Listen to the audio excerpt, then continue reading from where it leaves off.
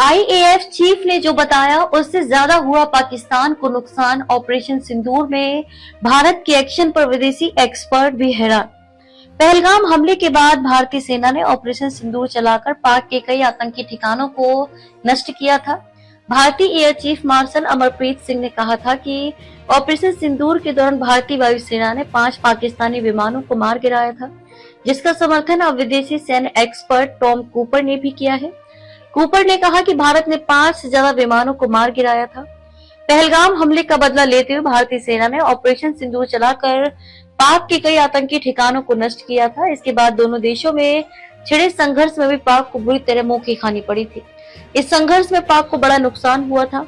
अभी तक इस बात को भारत सरकार और विभिन्न सेना प्रमुख कह रहे थे, लेकिन अब इस बात को अंतर्राष्ट्रीय विशेषज्ञों ने भी कंफर्म किया है।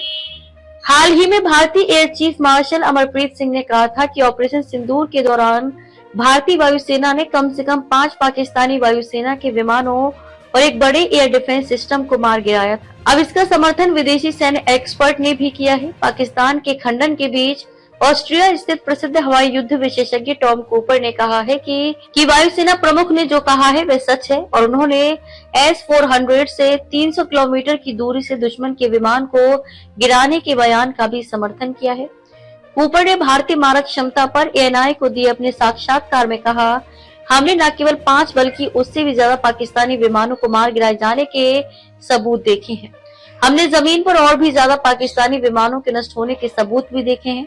उन्होंने कहा कि वायुसेना की ओर से यहां तक कि भारत सरकार की ओर से भी कोई आधिकारिक पुष्टि नहीं हुई है। आपको बता दें कि 7 मई की रात से 10 मई के बीच भारत और पाकिस्तान के बीच 72 घंटे के सीमित संघर्ष में S-400 विमान छाया रहा। S-400 प्रणाली द्वारा मार गिराए गए पाकिस्तान के कई विमानों के वायुसेना प्रमुख के दावे का समर्थन करते हुए एक्सपर्ट ने कहा कि 300 किलोमीटर की दूरी से किया गया ये सफल हमला एक विश्व रिकॉर्ड था। कूपर ने कहा कि यह एक ऐतिहासिक उपलब्धि है। उन्होंने कहा कि भारतीय वायुसेना की इस असाधारण उपलब्धि की सराहना की, क्योंकि हाल ही में यूक्रेन रूस संघर्ष में भी 200 किलोमीटर की दूरी से मार गिराने का मामला सबसे बड़ा माना जा रहा था।